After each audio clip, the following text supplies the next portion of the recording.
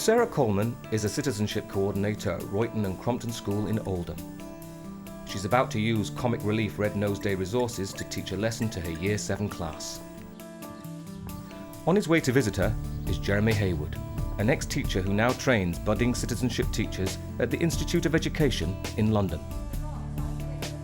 Royton and Crompton embraced citizenship a long time ago. It wasn't just over the last 5 or 6 years. It's instilled into the pupils that they should behave as responsible citizens, and it's only since I've come really that I've actually managed to put that into the curriculum. Jeremy is going to observe the lesson and then discuss with Sarah how they felt it went. Hopefully we'll see today exactly a school like this, someone who's trained in citizenship, has now established a department, has got a team of people that are trained and enthusiastic, and hopefully it's made a big impact in the school.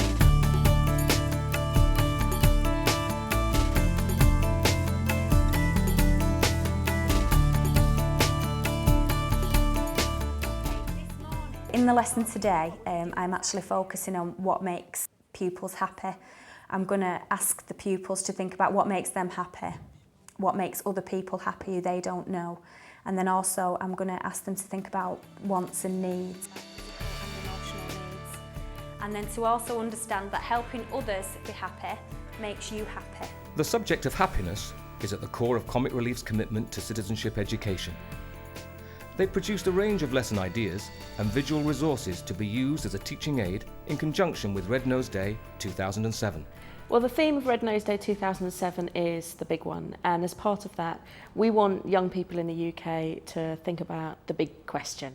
And the big question is what makes you happy. So we've created a whole set of resources that we hope are suitable for every single environment within the school. The first set of activities concentrates on talking about what young people need to be happy. The second set of activities focuses on the reasons why young people all over the world may not have all the things that they need to be happy. The third set of activities sort of asks a bit of a rhetorical question, which we thought was great for Key Stage 3, which is how come school can make you happy. Right, as a group now, what I would like you to do is discuss what you think makes the person in the picture happy. Are his kids, seeing his kids, watch chocolate, let's see. I think with pupils it is sometimes difficult to get them to think or to even empathise with people who they don't know, who's not personally close to them. I think there's some shelter that will make somebody happy. So I think in that respect, that's where your resources need to be something visual that they can look at and maybe something that they can read about this person. And if it's somebody of their own age group, it's even better. So Christmas goodies.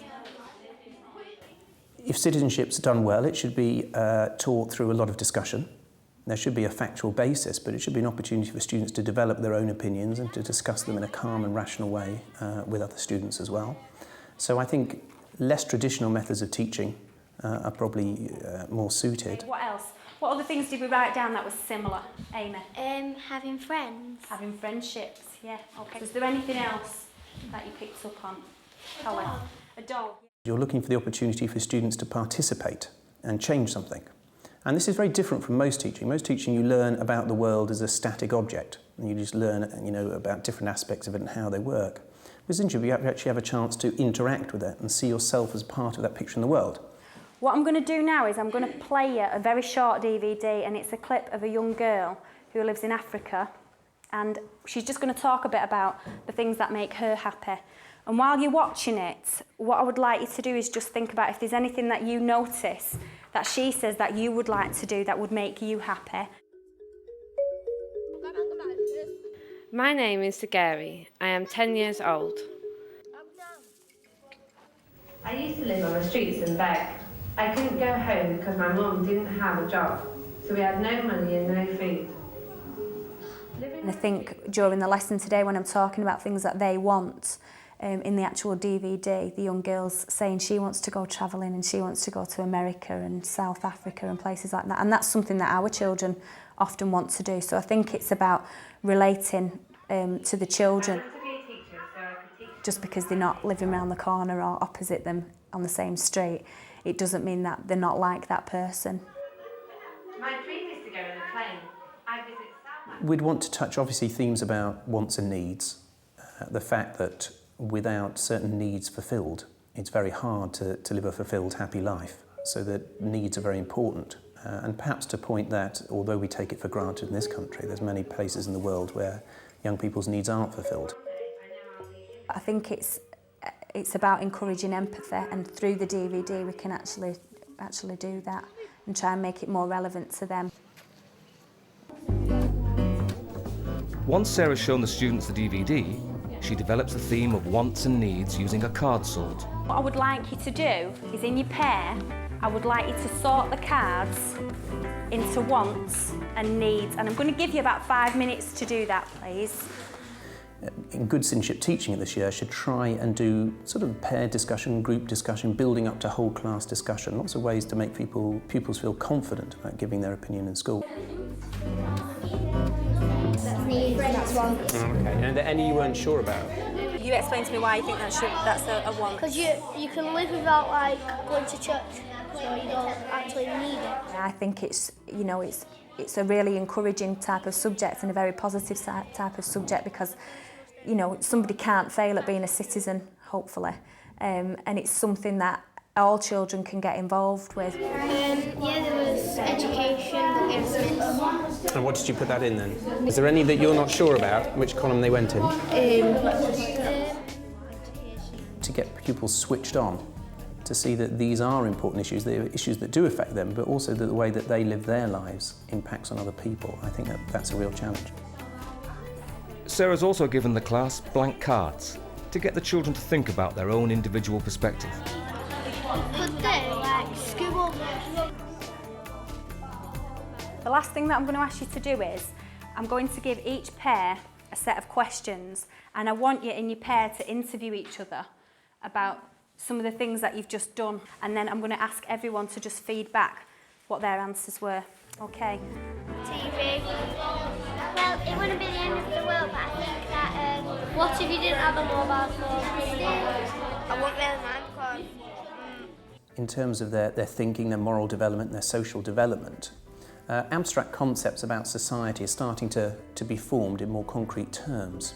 But you're starting to see that progress through Key Stage 3, of perhaps seeing the world more coherently from other people's perspectives as well. So for your homework, what you're going to do is, you're going to teach your parents a thing or two. So good teaching should start to introduce those, but ideally introduce it from a way that relates to people's lives. It starts from their experience initially and then draws outwards.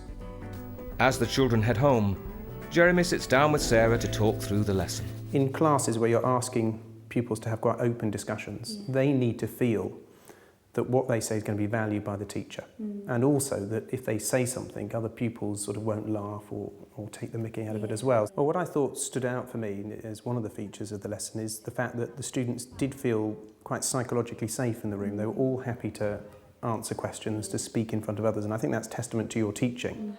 Yeah, it's something that we...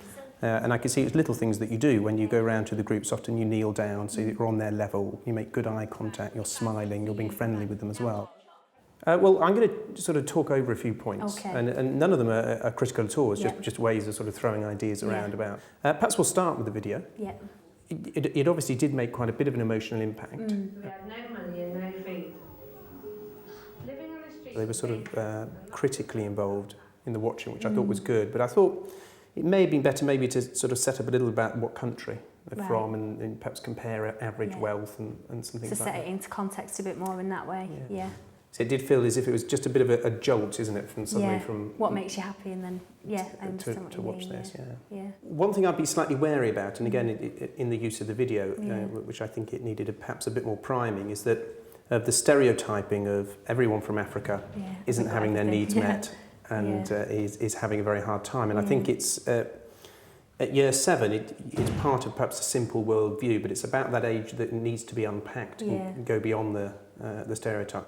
What was one of the things that Sagari said that she did in the morning? What time did she get up, Callum? She got up at 5 and sweeps and washed the plate. Yes, so she swept up at 5 o'clock in the morning. Just in terms of one or two of the activities, you did an activity where they started off looking at what would make them happy. Yeah. Then you had different photos. Yeah. that they then looked at. Just another way that could be developed too is quite nice if they've been looking at the same picture to then share the same ideas, and you can build perhaps a more complex picture. It might have been worthwhile adding a couple of areas of complexity in terms of needs. Right. We gave them categories, like we thought about needs in terms of your survival needs, but what do you need to also develop your full potential in life? Yeah. And I think that would have clarified a few issues like education. Some groups thought, well, I could literally live without education. So in that sense, it's not a need. Whereas I think if we characterise it as a developmental need, I think it definitely is. How did you think the card sort went when they had to put them into different piles? I think they enjoyed that, and I think they also enjoyed creating their own, because some of them were drawing chocolate bars and sweets. It helps those people who don't just like sort of reading, sort of kinesthetic learners as well. So I'm a great fan of card sorts there. I think sometimes some groups will do sorts very quickly. It'll take other groups will discuss for ages. Yeah. So it's always good to have extension activities up your sleeve, and I really like that one of having blanks. Yeah. As well, I think that worked, and most groups engaged with that. Yeah. And a good activity, again, if you were going to do this lesson or a similar one, to establish this idea of needs and wants, is to ask them to imagine some sort of disease had broken out in the school there and then that day, Right. and they've been told that they're not allowed out of this classroom, Right. possibly for 3-4 days. And then you get them to think about what would they need, Right. and then think about what they want. Yeah. On top of that, it's a nice way of doing needs and wants as well. Yeah. There's also an issue that you could have all of your needs met in life and still not be happy. Yeah, you're right. That Yeah. often what actually does make us happy sometimes is the wants, Yeah. which sort of went against the theme of the lesson, which is trying to say we need to get our needs sorted first. There's lots of issues to do with mental illness and things like that, depression, Right. that might make people unhappy. I think in the sequence of lessons, the way I would do it is the next lesson after this is what makes people unhappy. So I think that would be a good opportunity to address the fact that even though somebody has all their needs, they can still maybe not be happy.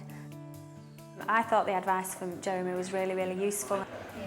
And just being aware of there might be some children in there that necessarily can't, they can't necessarily think of something that makes them happy straight away.